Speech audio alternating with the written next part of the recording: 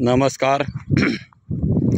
मी करंजी भट्टीवाडी या ठिकाणाच्या पानकाडा या पाणलोट क्षेत्राच्या पायथ्याशी उभा आहे. आपण पाहत असाल की हा जो नाला आहे, या नाल्याची खोली जवळपास 12 ते 15 फुटाच्या आसपास याच वर्षी काम केलेलं आहे. आणि आपण पाहतो विस्तीर्ण असतं या ठिकाणी पाणी पूर्ण क्षमतेने हा नालाबंद भरला आहे. आणि आपण पाहत असू तर वरती हे निसर्ग सौंदर्य नटलेला हा भट्टीवाडी परिसर आहे.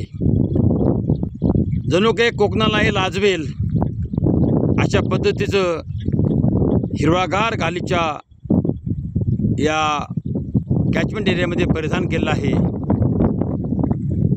करंजीचं नाक म्हटलं तर वावगं ठरू नये अशा पद्धतीचा हा जलयुक्त पाणीदार असा पाणलोट क्षेत्र परिसर आहे.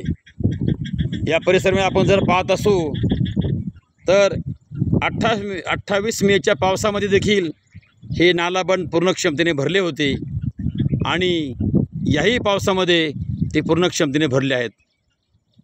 अशा पद्धतीचं जर पाणलोटाचं काम प्रत्येक डोंगराच्या पायथ्याशी झालं तर कुठल्याही चारीची कुठल्याही पाईपलाईनची शेतकऱ्याला आवश्यकता भासणार नाही. आणि म्हणून शासनानं देखील अशाच पद्धतीचे छोटे छोटे पाणलोट विकसित करणं अत्यंत गरजेचं आहे. धन्यवाद.